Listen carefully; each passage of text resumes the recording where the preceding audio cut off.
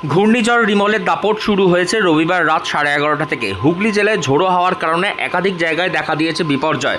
গতকাল রাত 3টে নাগাদ পরিত্যক্ত বাড়ির এক বড় অংশ ভেঙে ঘটে দুর্ঘটনা।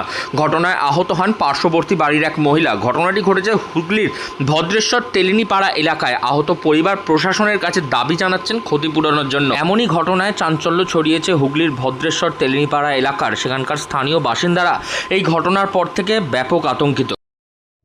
দুর্যোগপূর্ণ অবস্থান আমরা প্রত্যেকেই অবগত ছিলাম, কিন্তু বিগত এই অবস্থাতেও আমাদের এই পাড়ুই মশাইয়ের বাড়ির দক্ষিণ দিকের বাড়িটা শান্তিপ্রিয় দাস, যিনি গত হয়েছেন বিগত 2 বছর আগে, তার 2 মেয়ে এখানে থাকেন না। বাড়িটা একটা ভগ্নাস্তূপ অবস্থায় রয়েছে এবং এই জরাজীর্ণ অবস্থার মধ্যে দিয়ে মিউনিসিপ্যালিটি পুর প্রশাসনকে আমরা বিগত জানিয়েছি।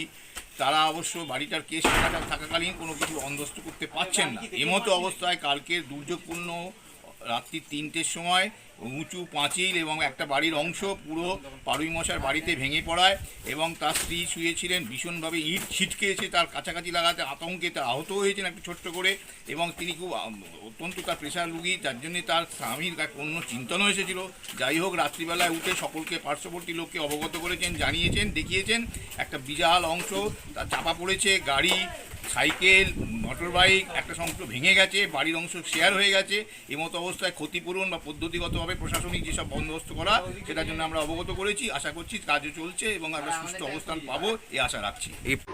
স্থানীয় সূত্রে খবর, ঘূর্ণিঝড়ের দাপটে গতকাল রাত থেকেই ব্যাপক ঝড় বৃষ্টি শুরু হয়েছে হুগলিতে। ভদ্রেশ্বর তেলিনীপাড়া বাবুবাজার 7 নম্বর স্ট্রিটের পরিবার নিয়ে বসবাস করতেন সেখানে তরুণ পাড়ুই। তাদেরই বাড়ির পাশে ছিল এক পুরাতন পরিত্যক্ত বাড়ি। গতকাল রাতে ওই পরিত্যক্ত বাড়ির দোতলার এক বড় অংশ হুড়মুড়িয়ে ভেঙে পড়ে।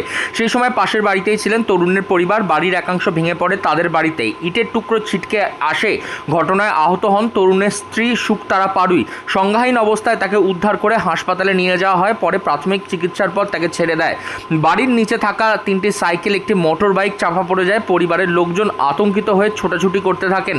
তরুণের বাড়িতে ফাটল দেখা দিয়েছে। যদিও পরিত্যক্ত বাড়িটি বেশ পুরনো। খবর পেয়ে আজ সেখানে ভদ্রেশ্বর পুরসভার কর্মীরা গিয়ে উদ্ধার কাজ চালায়। আমি তো ঘুমিয়েছিলাম, ঘুমিয়েছিল। রাতে 2:45 বাজলে ওই বিল্ডিং, পাশের বাড়ির বিল্ডিং ভেঙে আমাদের দিকে পড়েছে। পুরো আমাদের 3টে সাইকেল চাপা পড়ে গেছে, মোটর বাইক চাপা পড়ে গিয়ে আমার ছাদে পড়েছে ঘরমর। আমি তো সেন্সলেস হয়ে গিয়েছিলাম, অতটা আমি জানি না, গায়ে হাতে লেগেছে। এই আমার হাজব্যান্ড তুলে পিঠে করে তারপর জ্ঞান এসছে। তখন দেখলাম যে উঠে ঘর ফর সব ভেঙে গেছে, ছিটকে ছাটকে লেগেছে। পাশে দেখলাম এরকম ক্ষয়ক্ষতি, বিশাল ক্ষয়ক্ষতি হয়ে গেছে। আমার অনেক টাকা দামের বাইক ক্ষয়ক্ষতি হয়ে গেছে। বাড়িটায় কেউ থাকতো? বাড়িতে তো কেউ থাকে না। তো পুরসভার তরফ থেকে এরকম একটা বাড়ি আগে কোনো উদ্যোগ নেওয়া হয়নি? উদ্যোগ নিয়েছিল, অনেকবার কল করে করে, হ্যাঁ, ওনার বাড়ির মালিকরা কোনো রেসপন্স করে না। অনেকবার, হ্যাঁ, অনেকবার কল করা হয়েছে। এখনো তো বাড়িটা অনেকটাই আতঙ্কিত অবস্থায় রয়েছে। তো আমরা নিজেরাই তো আতঙ্কিত অবস্থাতে আছি, যে কোনো সময় ভেঙে অবস্থা। এখন আতঙ্কিত আপনারা? হ্যাঁ, আমরা এখন আতঙ্কিত। আর এত যে ক্ষয়ক্ষতি হয়েছে, আমরা মানে পুরো খরচ যাতে পাই সেই ব্যবস্থা করতে হবে। আমরা গরিব মানুষ, হ্যাঁ, আমাদের এসব রিপেয়ারি করার মতো ক্ষমতা নেই, গাড়ি রিপেয়ারি করার ক্ষমতা নেই। আমাদের এগুলো দিতে হবে, মানে ক্ষতিপূরণ দিতে হবে।